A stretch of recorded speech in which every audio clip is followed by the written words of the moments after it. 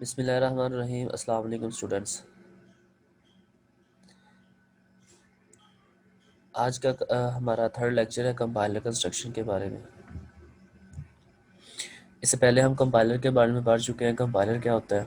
उसके बाद हमने लास्ट लेक्चर में जो पढ़ा था वो analysis and synthesis part of the compilation को डिस्कस किया था। तो आज का जो हमारा एजेंडा है, आज के लेक्चर में इंशाल्लाह हम डिस्कस करेंगे कि why we use the compiler and why we use the interpreter and difference between both of them. Compiler और इंटरप्रेटर के दरमियान डिफरेंस क्या है, और उसके बाद हम डिस्कस करेंगे कि सिंथेसिस और जो हमने एनालिसिस पार्ट पढ़े थे कंपाइलेशन के, कंपाइलर के अंदर कहाँ कहाँ पर कौन कौन से पार्ट जो हैं वो कंपाइलर के सिंथेसिस पार्ट में आते हैं और कौन से एनालिसिस पार्ट में आते हैं। And the last one the phases of the compiler, जो मोस्ट इम्पोर्टेंट क्वेश्चन है जो आपको पेपर में लाजमी आना है कि कंपाइलर के फेजेस, कौन कौन से फेजेस ऑफ कंपाइलर होते हैं और वो क्या क्या काम करते हैं। ठीक है, तो आप अपनी कोर्स आउटलाइन जो है उसको चेक कर सकते हैं कि जो दो टॉपिक हैं उसमें हम कवर करने वाले हैं, एक difference between compiler and interpreter and the second one is the phases of the compiler. Both are important according to paper point of view. तो सबसे पहले why we use a compiler. Compiler को हम क्यों यूज़ करते हैं, the last first lecture में हमने इसको डिस्कस किया था। तो थोड़ा सा और हम इसको मज़ीद देख लेते हैं with the help of examples. All compiler only understand the machine language. ठीक है, जितने भी हमारे पास कंप्यूटर्स हैं जस्ट मशीन लैंग्वेज को अंडरस्टैंड करते हैं। तो ये स्क्रीन पे जैसे आपको नज़र आ रहा है कि this is a program, screen पे हमें कोई भी चीज़ नज़र आ रही है तो वो हाई लेवल लैंग्वेज में है, लेकिन जो मशीन को समझ आ रही है वो ये लिखा हुआ कोड है। ठीक है, तो इसलिए हम कंपाइलर यूज़ करते हैं कि कंपाइलर हमारा क्या करता है, बेसिकली ट्रांसलेशन की परफॉर्म करवाता है, ट्रांसलेट करवाता है, हमारी हाई लेवल लैंग्वेज को लो लेवल लैंग्वेज में कन्वर्ट कर देता है, जो कंप्यूटर को अंडरस्टैंड करता है और कंप्यूटर उस चीज़ को हमें शो करवा देता है। तो कंपाइलर के अंदर क्या होता है जी, हाई लेवल लैंग्वेज का कोड होता है सबसे पहले, जिसको हम सोर्स कोड कहते हैं। सोर्स कोड जाता है कंपाइलर के पास, कंपाइलर उसको कन्वर्ट करता है मशीन कोड में, टारगेट प्रोग्राम में जो हमें रिक्वायर्ड होता है। तो ये थोड़ा सा इसका सरसी सा जायज़ा था, क्योंकि ऑलरेडी आप लोग इसके बारे में पढ़ चुके हैं। इसके एग्जांपल यहाँ से देख सकते हैं। सोर्स कोड हमारे पास कुछ इस तरह का होता है, किसी भी लैंग्वेज के अंदर हमने उसको जो लिखा हो, ये हमारे पास हाई लेवल लैंग्वेज है। तो कंपाइलर जब हम इसको कंपाइल करेंगे इस कोड को, तो हमारे पास जो मशीन कोड का कोड बनेगा आफ्टर कंपाइलेशन तो कुछ इस तरह का होगा, जो मशीन अंडरस्टैंड करती है, हम उसको अंडरस्टैंड नहीं करते। तो आई होप कि यहाँ तक आपको कंपाइलर जो है वो क्लियर हो गया होगा। अब नेक्स्ट देखते हैं जी इंटरप्रेटर। इंटरप्रेटर क्या होता है। अब इंटरप्रेटर भी बेसिकली हमारे पास जो है वो ट्रांसलेटर ही होता है। ट्रांसलेटर की एक टाइप है, जैसे कंपाइलर काम करता है इस तरह हमारे पास इंटरप्रेटर भी ट्रांसलेशन का काम करता है, सोर्स प्रोग्राम को कन्वर्ट करता है मशीन कोड के अंदर। लेकिन मेथड डिफरेंट है इसका, ये अपने वे से करता है, कंपाइलर जो है वो अपने वे से करता है, लेकिन काम दोनों का एक है कि उन्होंने क्या करना होता है कि सोर्स कोड को लेते हैं और मशीन कोड में चेंज कर देते हैं, मशीन उसको अंडरस्टैंड करती है। इसकी बहुत सिंपल एग्जांपल मैंने आपको दी थी ट्रांसलेटर को समझने के लिए, कि जैसे हमारा प्राइम मिनिस्टर जो है वो चाइना में जाता है और चाइना वालों, जो हमारे प्राइम मिनिस्टर है उसको चाइनीज़ समझ नहीं आती, और सेंटर में क्या होता है, एक ट्रांसलेटर होता है जो अपने प्राइम मिनिस्टर की बात सुनता है, चाइनीज़ को बताता है कि ये कह रहा है। फिर चाइनीज़ जो है वो चाइनीज़ में बोलता है और सेकंड में जो ट्रांसलेटर होता है वो चाइनीज़ सुनता है और उसको कन्वर्ट करता है उर्दू के अंदर, और वो बताता है हमारे प्राइम मिनिस्टर को। तो इस तरह फिर दोनों पर्सनस की आपस में कम्युनिकेशन होती है। तो इस तरह कंप्यूटर की और यूज़र की आपस में कम्युनिकेशन करवाने के लिए हमारे पास ट्रांसलेटर्स होते हैं, और ट्रांसलेटर की डिफरेंट टाइप है, एक कंपाइलर है, एक इंटरप्रेटर है, एक असम्बलर होता है। हमने जो डिस्कस किया सबसे पहले कंपाइलर की है, अब इंटरप्रेटर को हम डिस्कस कर रहे हैं। तो interpreter is another type of kind of language processors instead of producing a target program as a translation. An interpreter appears to directly execute the operation specified in the source program input supplied by the user. ठीक है, तो हमारे पास जो input होती है, जो user की source program में आती है, ये डायरेक्टली जो है वो आउटपुट में उसको कन्वर्ट करता है, ठीक है। हालांकि जो कंपाइलर है वो डायरेक्टली जो है उसको नहीं करता, वो पहले उसको मशीन कोड में चेंज करता है, असम्बलर में इंटरमीडिएट कोड उसका बनाता है, उसके बाद उसको जो है वो कन्वर्ट करता है मशीन कोड के अंदर। और इसके कुछ ये डिफरेंस है, नेक्स्ट स्लाइड में हम इनको देखेंगे कि क्या क्या डिफरेंस है दोनों के। Working of the process of compiler and versus interpreter, और यहाँ से आपको इसका अंदाज़ा हो जाएगा कि किस तरह जो है वो कंपाइलर के पास कोड आता है और वो उसको एग्जीक्यूट करता है, और उसके बाद इंटरप्रेटर जो है वो किस तरह कोड को एग्जीक्यूट करता है। अगर कंपाइलर की बात की जाए तो कंपाइलर आप देखें सबसे पहले सोर्स कोड आता है, उसके बाद कंपाइलर टाइम। अब कंपाइलेशन का टाइम जो है वो सोर्स कंपाइलर ज़्यादा लेता है। वो क्यों? क्योंकि कंपाइलर क्या करता है कि जितना भी कोड लिखा हुआ है 2000 लाइन का, 3000 लाइन का है, 100 लाइन का या 50 लाइन का, वो सारे कोड को होल कंसीडर करता है, कंप्लीट एग्जीक्यूट करता है, और एग्जीक्यूट करने के लिए कंपाइलेशन के लिए थोड़ा सा टाइम लेता है। तो उसके बाद वो करता है उसको ऑब्जेक्ट कोड के अंदर, मशीन कोड के अंदर, ठीक है जी। मशीन कोड के अंदर करने के बाद फिर वो एग्जीक्यूटिंग कंप्यूटर, ठीक है, एग्जीक्यूटिंग कंप्यूटर के अंदर होता है। उसके बाद उसको जो है उसके रिजल्ट शो होते हैं। मतलब इसके थोड़े से ज़्यादा स्टेप हैं as compare to interpreters. Interpreter क्या करता है? सोर्स प्रोग्राम, उसके बाद इंटरप्रेट करता है। इसको यहाँ पर इतना ज़्यादा टाइम रिक्वायर नहीं होता। क्यों? क्योंकि इंटरप्रेटर जो है वो line by line, statement by statement जो है वो प्रोग्राम को एग्जीक्यूट करता है। फॉर एग्जांपल के 50 लाइनें हैं कोड की हमारे पास प्रोग्राम की, तो फर्स्ट लाइन को एग्जीक्यूट किया और उसका रिजल्ट बताया, अगर कोई इसमें एरर है तो उसको करेक्ट करने के बाद एंड द सेकंड वन। तो इस तरह स्टेप बाय स्टेप जो है ये एग्जीक्यूट करता है, एंड उसके बाद फौरन रिजल्ट शो करता है, बजाय इसके कि वो प्रोग्राम को ऑब्जेक्ट में चेंज करे या कंप्यूटर एग्जीक्यूशन में चेंज करे। तो ये इसके लिटिल बिट डिफरेंसेस हैं। नेक्स्ट हमारे पास in the form of tables में भी हम इसको डिस्कस करेंगे कि क्या डिफरेंस हैं। तो यहाँ पर आपको जो है वो नज़र आ रहे होंगे compiler and interpreter difference between. Compiler takes entire program as a input, ठीक है जी। कंपाइलर क्या करता है? सारे प्रोग्राम को एज ए इनपुट लेता है। लेकिन अगर इंटरप्रेटर की बात की जाए तो interpreter takes single instructions as input, ठीक है। हमने इससे बात की थी कि कंपाइलर जो है वो statement by statement, line by line जो है वो एग्जीक्यूट करता है, इसलिए जो ये इनपुट लेता है वो as a instruction, single instructions लेता है। सेकंड वन है intermediate object code is generated. Compiler जो है वो इंटरमीडिएट ऑब्जेक्ट कोड जनरेट करता है, लेकिन इंटरमीडिएट जो इंटरप्रेटर है वो ऐसे नहीं करता, वो डायरेक्ट जो है वो आउटपुट कोड जनरेट करता है। No intermediate object code is generated. तो उसके बाद कंपाइलर क्या करता है? थर्ड वन में conditional control statement are execute faster. जितनी भी हमारे पास कंडीशनल कंट्रोल स्टेटमेंट्स होती हैं उनको फास्टली एग्जीक्यूट करता है, लेकिन इंटरप्रेटर जो है वो as compare to compiler slow है इस मामले में। And the fourth one memory requirement more since object code is generated. Memory requirement less. अब इंटरप्रेटर को मेमोरी रिक्वायरमेंट लेस होती है। क्यों? क्योंकि ये ऑब्जेक्ट कोड जो है वो जनरेट नहीं करता, ये जो है वो इंटरमीडिएट कोड जो है वो जनरेट नहीं करता, इसलिए इसको सेव करने के लिए ज़रूरत नहीं पड़ती as compare to compiler. And the fifth one, program need not to compile every time.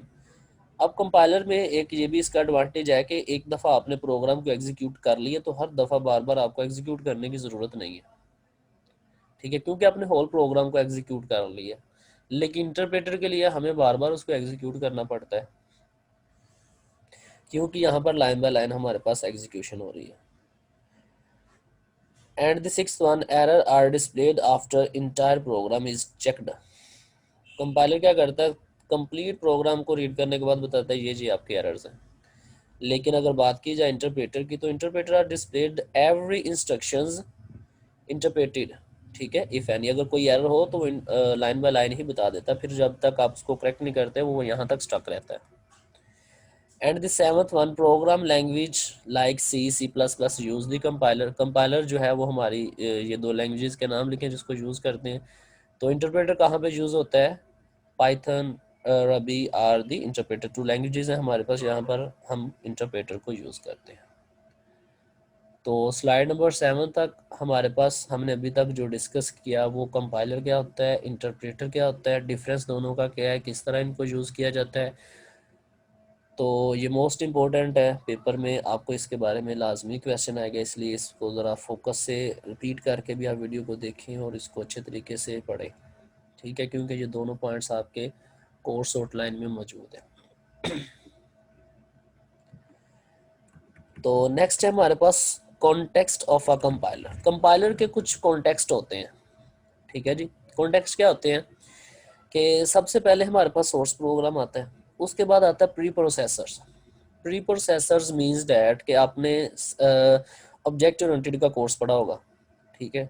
उसके अंदर आपने सी प्लस प्लस लैंग्वेज जो है उसके अंदर कुछ प्रोग्राम्स बनाए होंगे, जैसे कि कोई टेबल, आपने लूप के अंदर टेबल जनरेट करने का टेबल बनाया होगा, और डिफरेंट तरह के आपने प्रोग्राम जो है वो अपने सी के अंदर एग्जीक्यूट किए होंगे। अब देखते हैं कि प्रोग्राम जब सी के अंदर कोई प्रोग्राम लिखते हैं उसका स्ट्रक्चर क्या होता है। सबसे पहले हम क्या करते हैं, हेडर फाइल्स को ऐड करते हैं, उसके बाद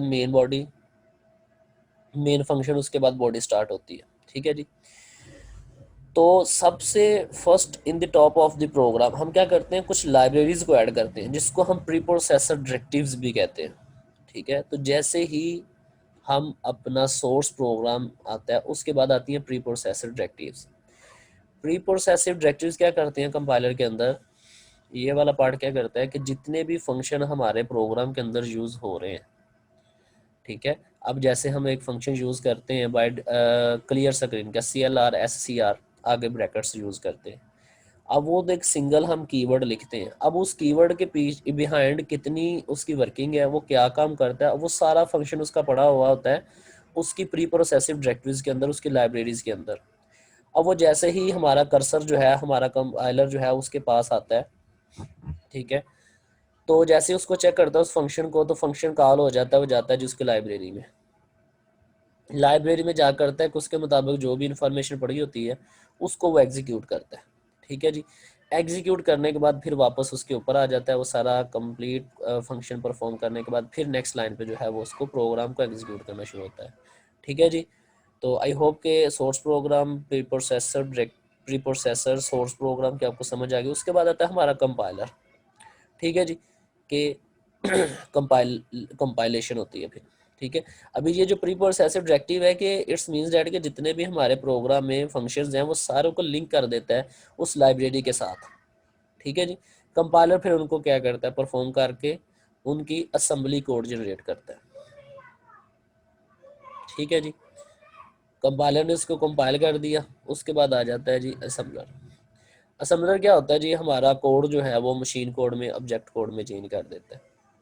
उसके बाद जैसे ही कोड चेंज हो गया तो वो डायरेक्ट स्क्रीन पे आपको शो नहीं हो जाता। उसके बाद आते हैं हमारे linker end loader and linker.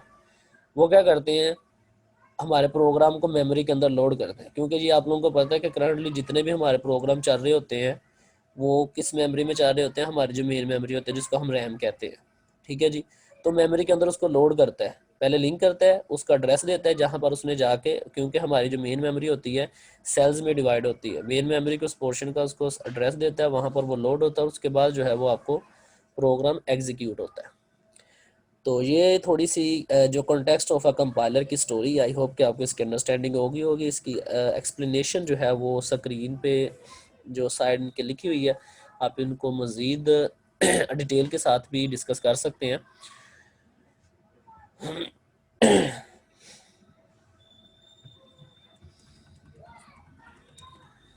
तो assembler and linker end loader ये मैं आपको एक्सप्लेन कर चुका हूँ।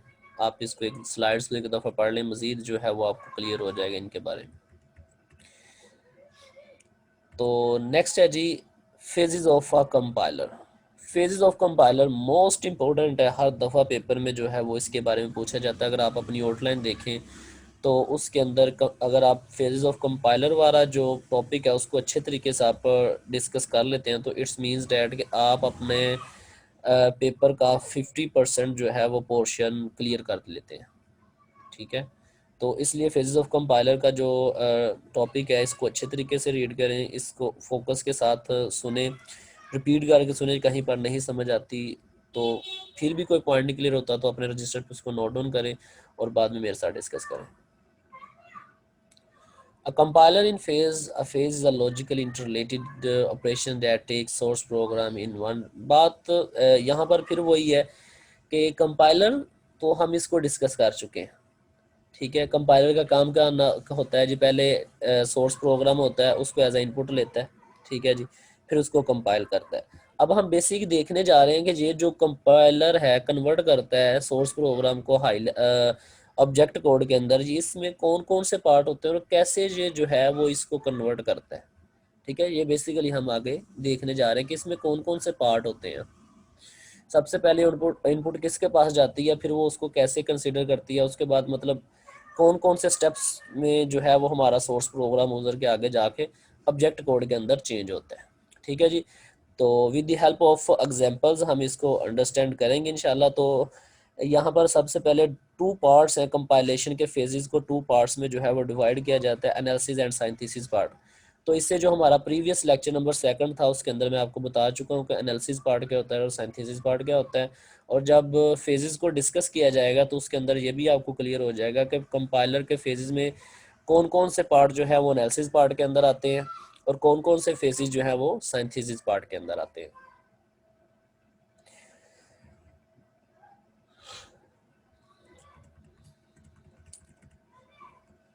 जी बेटा, तो ये है आपके पास diagram of the source program, ठीक है जी, जिसको हम compiler of phases of compiler कहते हैं, ठीक है। इसको अच्छे तरीके से देख लें, इसका स्क्रीनशॉट ले लें अपने मोबाइल पे और इसको जो है वो आप डेली जो है वो डिस्कस करें और साथ साथ इसकी एक्सप्लेनेशन को देखें। अगर आप इसको अच्छे तरीके से देख लेते हैं तो आप अपना जो पेपर का 50% पोर्शन है उसको क्लियर कर सकते हैं। तो सबसे पहले सोर्स प्रोग्राम आपका आ गया। जैसे ही सोर्स प्रोग्राम आता है तो नेक्स्ट हमारे पास जो first part of the phase of the compiler होता है वो लेक्सिकल एनालाइजर होता है। लेक्सिकल एनालाइजर फर्स्ट फेज होता है एंड द सेकंड वन हमारे पास सिंटैक्स एनालाइजर होता है and the third one semantic analyser and the fourth one is the intermediate code generation, ठीक है जी। ये जो 4 पार्ट है, first 4 lexical, syntax, semantic and intermediate coordinator, ये जो फर्स्ट 4 फेज ऑफ कंपाइलर है ये आपके आते हैं सिंटैक्स, ये जो हमने प्रीवियस लेक्चर में डिस्कस किया था, analysis part of the compilation, ठीक है जी। और उसके बाद जो लास्ट 2 हैं code optimization and the code generation, ये जो लास्ट 2 पार्ट हैं ये आपके आते हैं synthesis part of the compilation. तो आई होप के इस डायग्राम की मदद से आपको प्रीवियस जो है वो लेक्चर जो हमने 2 पार्ट डिस्कस किए हैं, analysis part and synthesis part, वो क्लियर हो गया होगा कि फर्स्ट 4 फेजेस जो है वो कंपाइलर के आते हैं एनालिसिस पार्ट के अंदर and the last 2 phases code optimization and code generation जो वो आपके आते हैं सिंथेसिस पार्ट के अंदर। तो लेफ्ट एंड राइट फेजेस पे आपको 2 बॉक्सेस नजर आ रहे होंगे। अगर लेफ्ट में देखा जाए तो सिंटैक्स टेबल मैनेजमेंट है एंड राइट पे देखा जाए तो एरर रूटीन है। इनका क्या मतलब है कि सिंटैक्स टेबल मैनेजमेंट है कि जो भी हमारे पास सोर्स प्रोग्राम आता है कंपाइलर जब उसको कंपाइल करने लगता है तो जितने भी उसके अंदर आइडेंटिफायर्स होते हैं, जितने भी वेरिएबल्स होते हैं उनको हमने कहीं पर सेव करवाना होता है। तो सिंटैक्स टेबल मैनेजमेंट क्या करता है, उसके अंदर हम अपने सारे अपने जो भी आइडेंटिफायर्स या कोई भी चीज़ को सेव करवाना होता है तो उसके अंदर हम सेव करवाते जाते हैं साथ। तो error routines you know very well कि ड्यूरिंग द प्रोग्राम एग्जीक्यूशन कोई भी एरर आ जाती है तो वो एरर रूटीन्स में चली जाती है, ठीक है। तो नेक्स्ट हम इसको वन बाय वन डिस्कस करते हैं कि लेक्सिकल एनालाइजर पार्ट क्या करता है, सिंटैक्स पार्ट क्या करता है, सिमेंटिक पार्ट क्या करता है, इंटरमीडिएट कोड जनरेशन क्या होता है, कोड ऑप्टिमाइजर क्या होता है और कोड जनरेशन क्या होता है।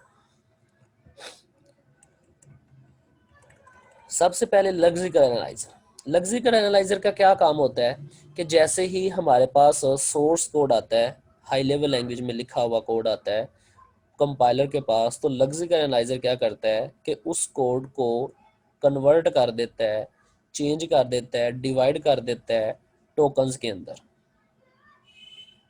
ठीक है। अब मोस्ट ऑफ द टाइम आपसे ये भी पूछा जा सकता है कि which part of the compilation is called token generation. ठीक है, तो डेफिनेटली लेक्सिक एनालाइजर पार्ट को हम code generation part of the compilation भी कहते हैं।